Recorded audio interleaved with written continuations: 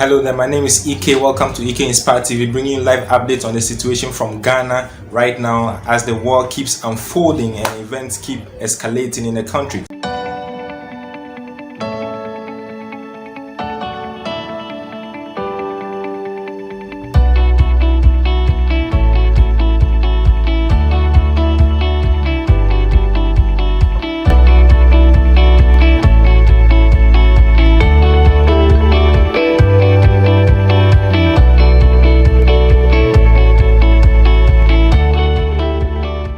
After careful transitions of power since 1992, the country has been thrown into a state of hostility and mourning as thousands of people have been confirmed dead, with many others displaced and homeless, and several more others living hungrily and unable to fend for themselves or even protect themselves against the attacks that keep coming in. It all started, as you would remember, when the major political parties had top executives clashing in a road incident that occurred on Friday.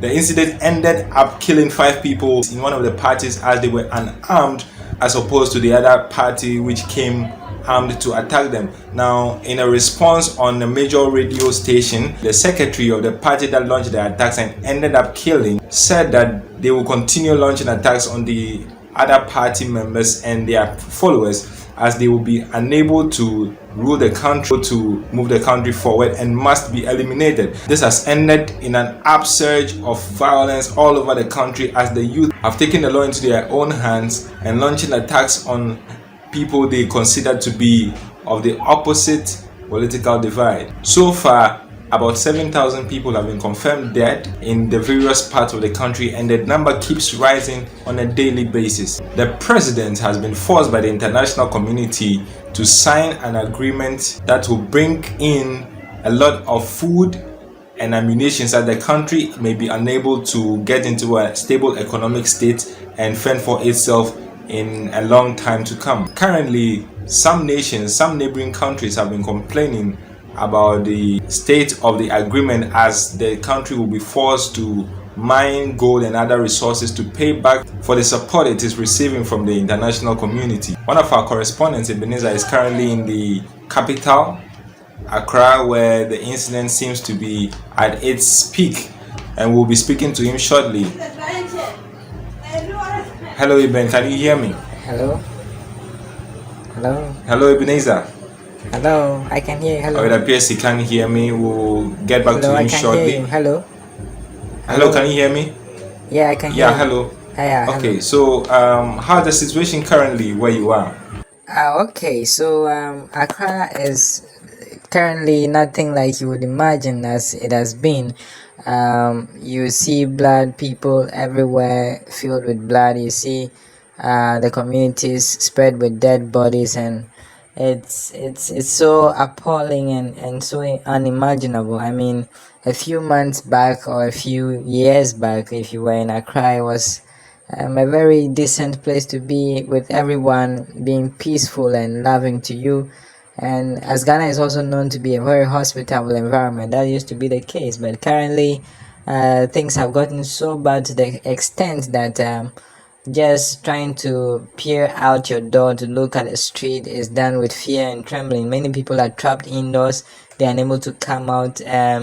Nobody knows if they have eaten. Nobody knows what is going on with them. There are some people you see on the street trying to salvage something for themselves, but they do so with extreme fear. And myself, it has been a great challenge trying to maneuver my way to gather information on the state of affairs in the country, because with a little mistake you could be mistaken for being on the opposite side of whoever you are dealing with, and then that could end you up in big trouble. So currently Accra is a very hostile and unstable atmosphere, very, very much different from the picture anyone would have ever imagined about the capital city of Ghana. Okay, so what has the community been telling you?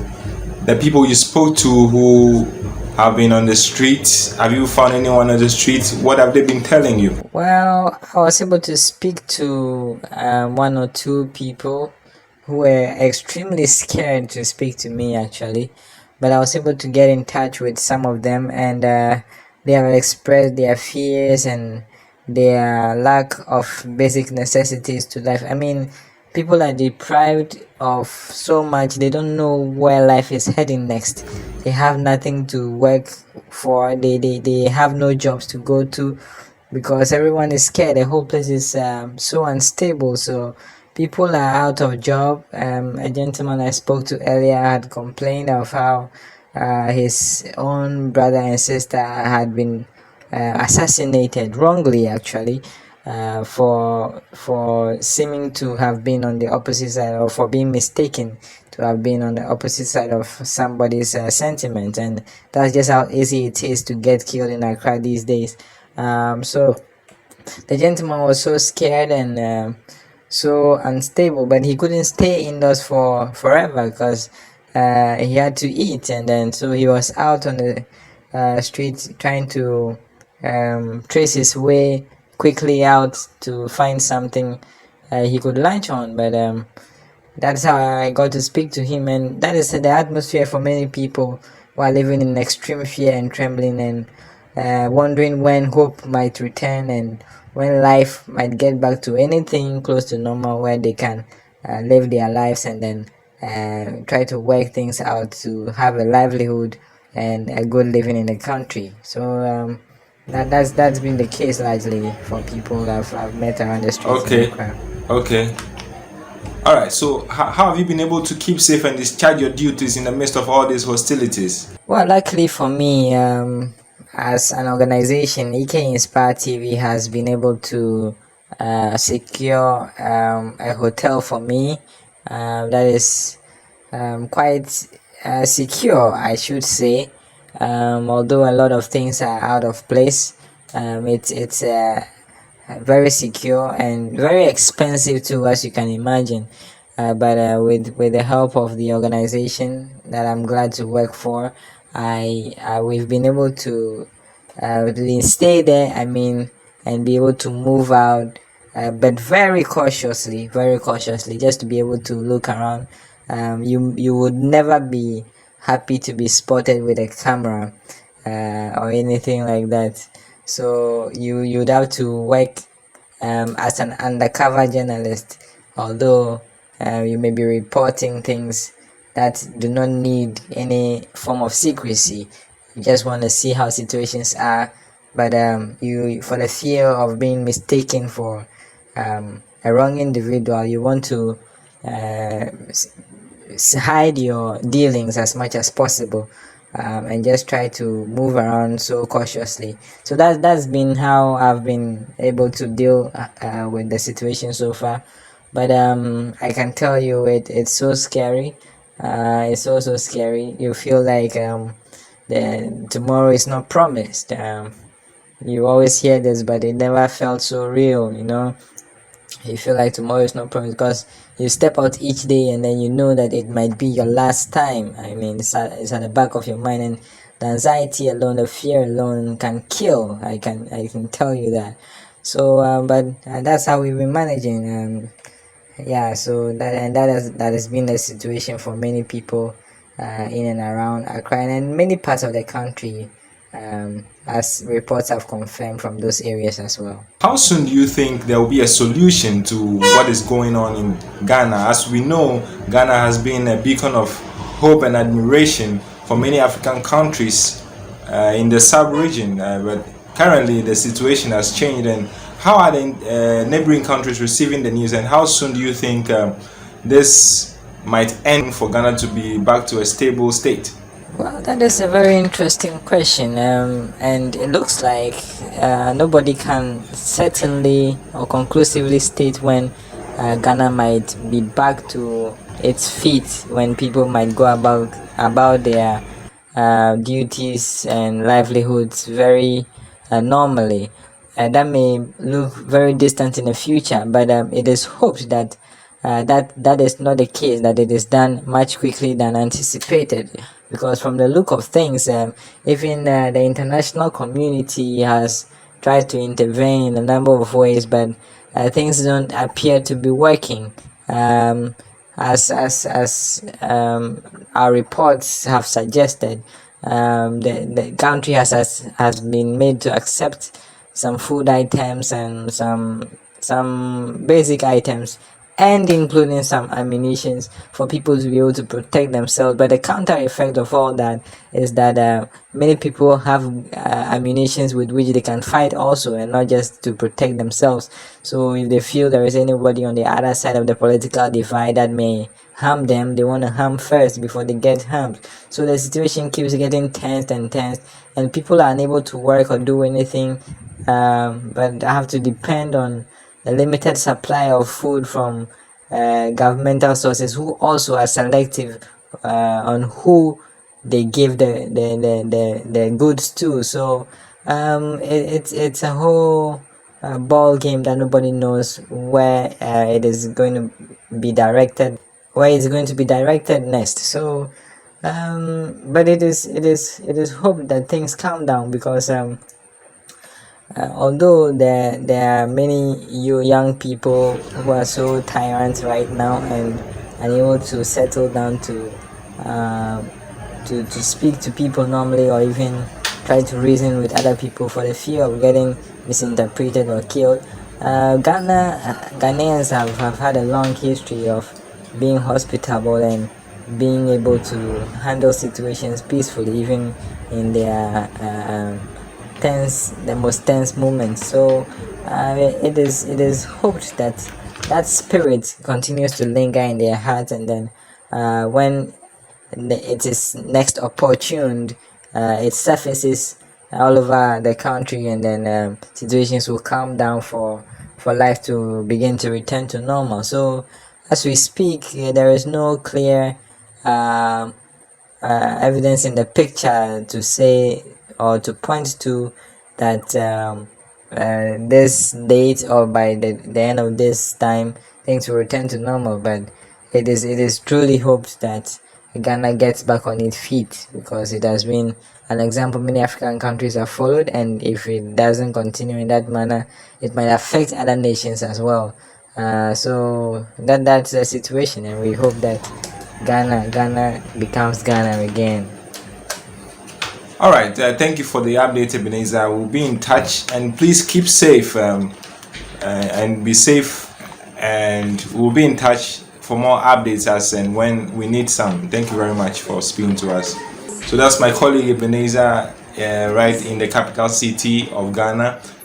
He has been unable to get the camera person to give you live footage of what's going on or what the situation is like, because of how hostile situations are currently in the area.